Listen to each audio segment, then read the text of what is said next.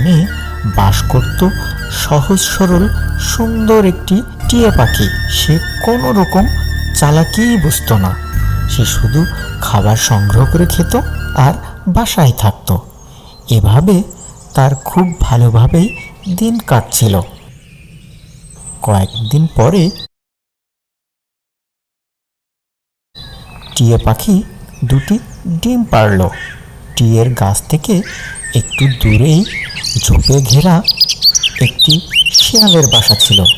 সে টিয়া পাখির ডিম পাড়ার কথা জানতে পারল আর সে বলল, অনেকদিন হলো পাখির মাংস খাই না। টিয়ে দেখি ডিম পেড়েছে।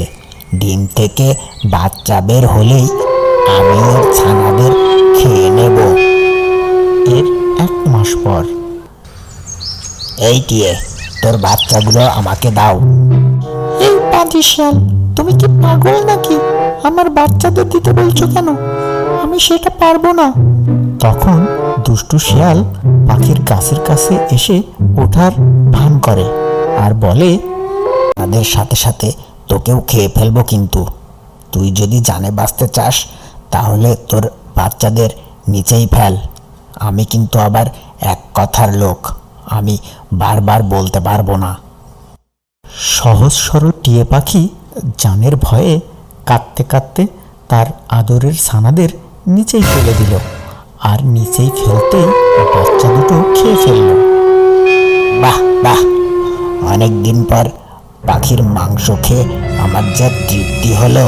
তোকে অনেক ধন্যবাদ টিয়ে। এই বলে শিয়াল সেখান থেকে বনের ভিতরে চলে গেল।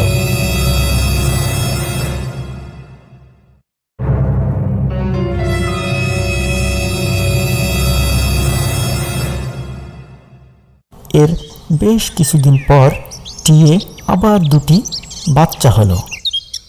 ডিম ফুটে তো বাচ্চা হলো, কিন্তু আমি এদেরকে বাঁচাবো কিভাবে?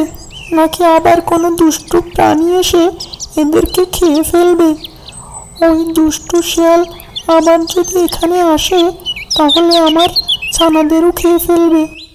এসব কথা ভাবতে ভাবতে টিয়ে তার বাসায় বসেছিল। আর এমন সময় সেই পথ দিয়েই একটি বক যাচ্ছিল। যেতে যেতে বক টিয়া পাখিকে এভাবে মন খারাপ করে বসে, চিন্তা করছো? তোমাকে তো অনেক রোগা দেখাচ্ছে মনে হয়। কোনো সমস্যায় আছো নাকি? তোমাকে বলে কি আর হবে ভাই? আরে আমাকে বলেই দেখো, তোমার কোনো উপকার করতে পারি। নির্দ্বিধায় খুলে বলো আমাকে, তোমার কি হয়েছে? কোনো সমস্যায় আছো নাকি? টিয়ে তার চিন্তার কারণ বককে সব খুলে বলে। তখন বক বুঝে গেল যে দুষ্টু শিয়াল তাকে বোকা বানিয়েছে। সহজ সরল বলে শিয়াল তাকে বোকা বানাতে পেরেছে। সে বড়ই চালাক। তুমি এবার আমার কথা শোনো। এর পরের বার যদি শিয়াল এখানে আসে আর তোমাকে ধমক দিয়ে বাচ্চা খেতে চাই, তাহলে তুমি তাকে কঠিন জবাব দেবে। বলবে, পারলে গাছে উঠে খেয়ে যাও। সে কোনো দিনও গাছে উঠতে পারবে না, আর সে তোমার কোনো ক্ষতিই করতে পারবে না। সে এসে তোমাকে অনেক ভয় দেখাবে। সে তোমার বাচ্চাদের খেয়ে ফেলবে, কিন্তু সেটা করতেই পারবে না। তুমি আর তাকে ভয় পাবে না। আমি এখন যাচ্ছি ভাই। এই বলে বক সেখান থেকে চলে গেল। আর তার 2 দিন পর দুষ্টু শিয়াল এসে সেখানে হাজির। ক্ষুধা পেয়েছে, তাছাড়া আমার হাতে অনেক কাজ আছে। আর টিয়ে বকের শেখানো কথাগুলো সব বলতে লাগলো। তোমাকে আমি আর আমার বাচ্চা দিব না। শিয়াল ভেবেছিল এবার তাকে বেশি কিছু বলতেই হবে না। টিয়ের কথা শুনে রেগে মেগে শিয়াল বলল, কি বললি তুই? বাচ্চা দিবি না? এত বড় কথা! আমি গাছে উঠলে কিন্তু তোকে উচিত শিক্ষা দেব। আমি জানি তুমি গাছে উঠতে পারো না, পারলে গাছে উঠে দেখাও আর আমার খেয়ে নাও। দুষ্টু শিয়াল দেখলো অবস্থার বেগতিক। তখন শিয়াল মনে মনে বলল, তো এত চালাক ছিল না। নিশ্চয় এই বলদকে কেউ শিখিয়ে দিয়েছে। তখন চালাক শিয়াল সুর নরম করে বলল, টিয়ে, এসব কথা তোমাকে কে শিখিয়ে দিয়েছে?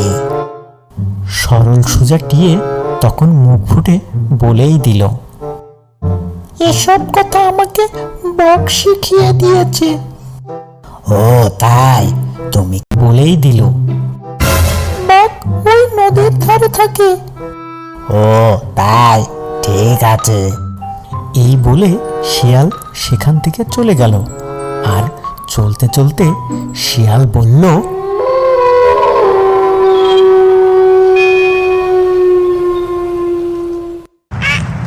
বেটা বক, তোকে আজ বোঝাবো কত ধানে কত চাল। আমি তোকে এবার বুঝিয়েই দেব।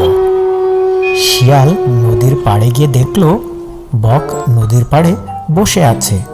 তখন শিয়াল বকের কাছে গিয়ে বলল, কেমন আছো বক মহাশয়? এই তো মোটামুটি ভালোই আছি। ইদানিং মাছ টাছ তেমন পাচ্ছি না, তবুও সব মিলিয়ে ভালো আছি। এভাবে তারা নদীর পাড়ে আড্ডা দিতে শুরু করলো।